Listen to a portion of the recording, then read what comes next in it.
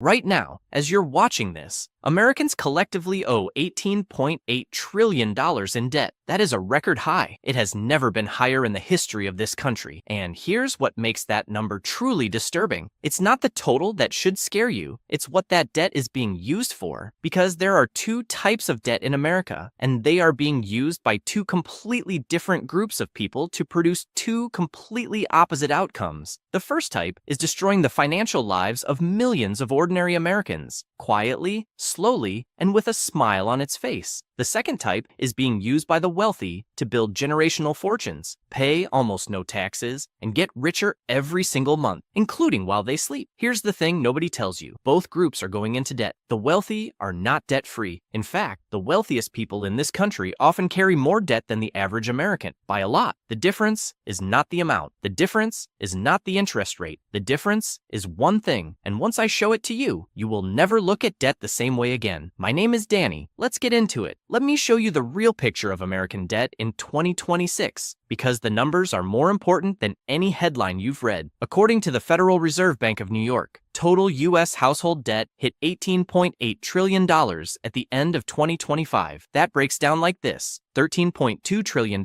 in mortgages, $1.67 trillion in auto loans, $1.66 trillion in student loans, and $1.28 trillion in credit card debt alone, the highest credit card balance ever recorded since tracking began in 1999. The average American household carries $105,056 in total debt, and the average credit card balance for someone who carries a balance sits between $6,500 and $6,800. Now here's where it gets important. The average credit card APR right now is 20.97% on all accounts and 23.77% on new card offers. That means if you carry that average $6,500 balance and make only minimum payments, you will spend more than a decade paying it off, and you will pay back well over $11,000 in total for a $6,500 balance. That's 70% more than you borrowed, gone to the bank. But here's the question nobody stops to ask: what is the bank doing with the interest you're paying them? They're lending it to someone else at a better rate to buy an asset that generates income, which is exactly what I'm about to show you. Because 61% of Americans who have credit card debt have been in debt for at least a year. 22% don't think they will ever pay it off, and 33% are now using credit cards to pay for basic daily expenses, groceries, utilities, childcare. This is not a debt problem. This is a type of debt problem. I want to give you the clearest possible way to think about this, because I think most people have heard the phrase good debt versus bad debt and filed it away as a concept without actually internalizing what it means in practice. So let me show you two people, same income, same credit score, same year. Person A borrows $50,000. They use $20,000 to buy a car, new, financed at 7.5% over 60 months. They put $15,000 on home renovations, new kitchen, updated bathrooms, things that feel like investments, but that real estate data shows rarely return their full cost. They finance a vacation on a credit card at 22% APR. They have a personal loan for the remaining amount. Every dollar of that debt is pointed at something that either loses value immediately, provides no future income, or costs them interest with nothing coming in on the other side. Person B also borrows $50,000. They use it as a down payment on a rental property worth $250,000. 5-to-1 leverage on the bank's money. The rental income covers the mortgage and generates $600 in monthly positive cash flow. The property appreciates. The tenant is paying down the mortgage principal, and person B gets to deduct the mortgage interest and depreciation from their taxable income. Same debt amount, completely opposite outcomes. As Howard Dvorkin, a CPA and financial advisor, put it plainly, more than 7 in 10 Americans are in debt. The wealthiest aren't in debt, they use debt. The distinction is not semantic, it is the entire ballgame. The wealthy use debt to acquire assets. Assets that appreciate in value, assets that generate cash flow, assets that produce more income than the debt costs to carry. The average American uses debt to acquire liabilities, things that lose value, things that require ongoing payment, things that produce nothing. Same tool, two completely different different directions it gets pointed. I don't want to give you theory. I want to show you the actual mechanics, the specific strategies that wealthy individuals use so you can understand exactly how this works. Strategy 1. Leverage on appreciating assets. This is the foundational move. Instead of using cash to buy something, you put a smaller amount down and borrow the rest, but only to buy something that goes up in value and generates income while it does. Real estate is the clearest example. If you have $100,000 in cash and you buy a $100,000 property outright and it goes up 7% in a year, you made $7,000. That's a 7% return on your money. But if you use that same $100,000 as a down payment on a $500,000 property, which a bank will do with a standard 20% down mortgage, and that property goes up 7%, you made $35,000 on your $100,000. That's a 35% return on the same money. The debt didn't cost you money. The debt multiplied your money because the rental income covers the mortgage payment and the bank's money is working for you on an asset 5 times the size of what you could afford on your own. Strategy 2. Borrowing against assets instead of selling them. This is the move that almost nobody in the middle class knows about, and it's one of the primary reasons why wealthy people pay so little in taxes. Here's how it works. Let's say you own $2 million worth of stock that you bought years ago. If you sell that stock to raise cash, you owe capital gains tax, potentially 20% or more on the gains. That's a $400,000 tax bill before you've spent a dollar. But if instead you walk into a bank and use that $2 million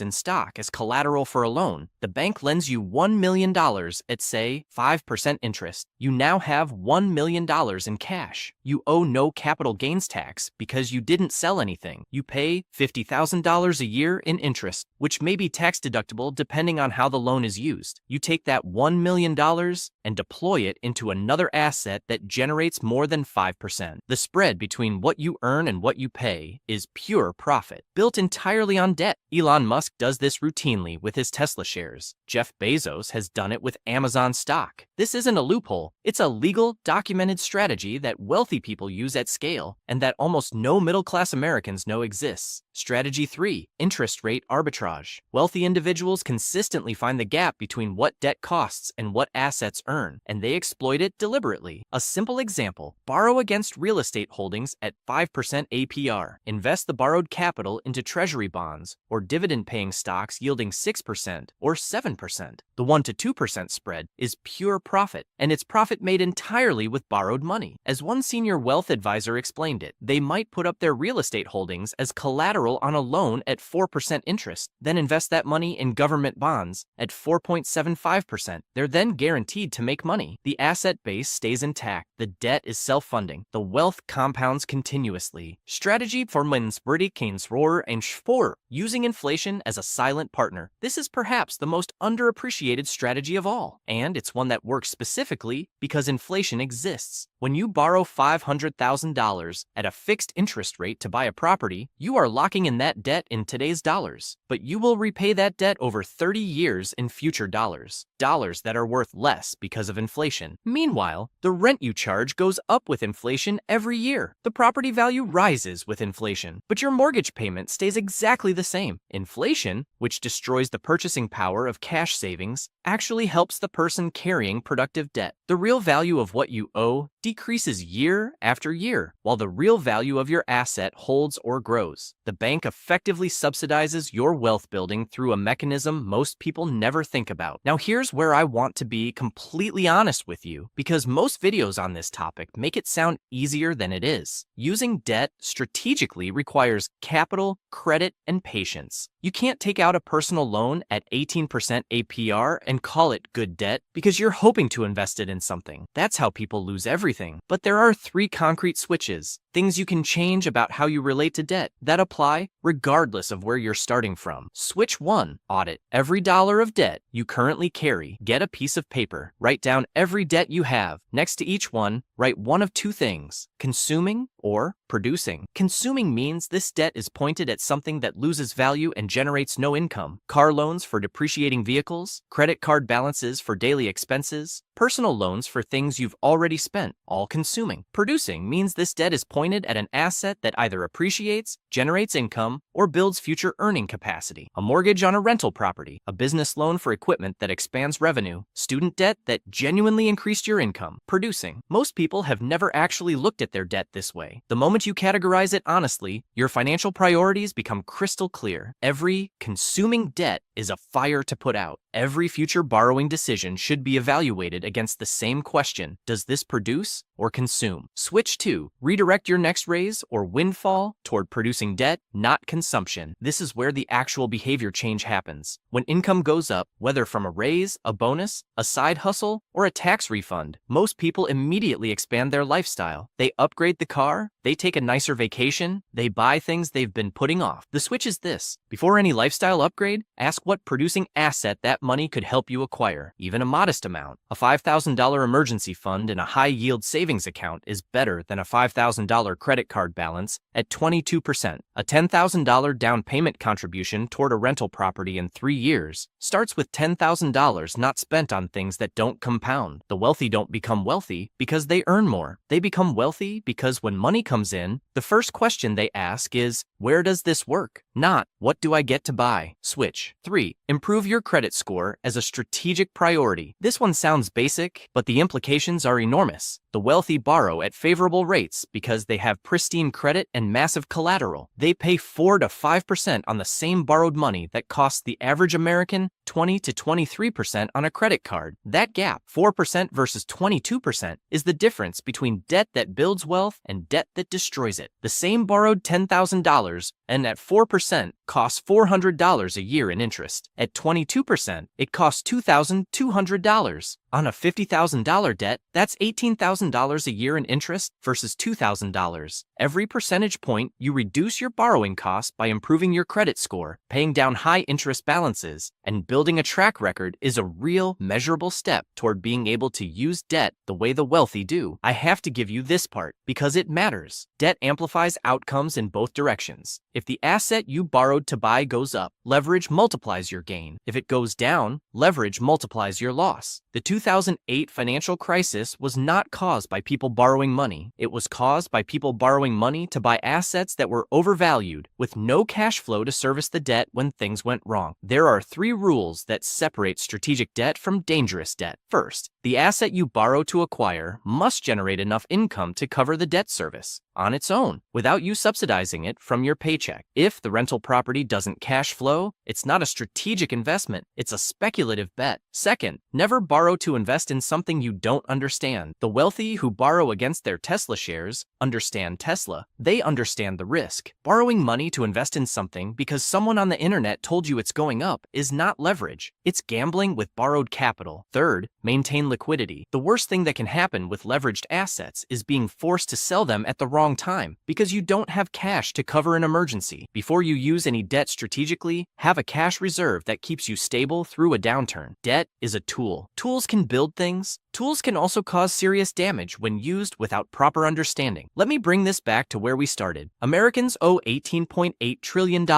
That number is not the problem. The problem is that the overwhelming majority of that $18.8 trillion is pointed at things that lose value, generate no income, and make banks richer at the expense of the people carrying the debt. While 47% of credit card holders carry a balance at 20 to 23% APR, paying interest that disappears into the bank, the wealthy are borrowing at 4 to 6% against assets that return 8 to 15%. They are using the same fundamental mechanism in the opposite direction. The gap between these two groups is not talent, it's not luck, it's not even income. There are people earning $400,000 a year trapped in the first category, and people earning $60,000 a year quietly building real wealth in the second. It's a question of what you understand about how debt works. And now you understand it. The question I want you to sit with is this. Look at every debt you carry right now. Is it consuming or is it producing? That single question, answered honestly, is where the work starts. If this video shifted how you think about debt, subscribe. Every week I go deep on the financial patterns that actually build wealth, not quick tips, but the kind of understanding that holds up over decades. Drop a comment below. When you look at your debt right now, is most of it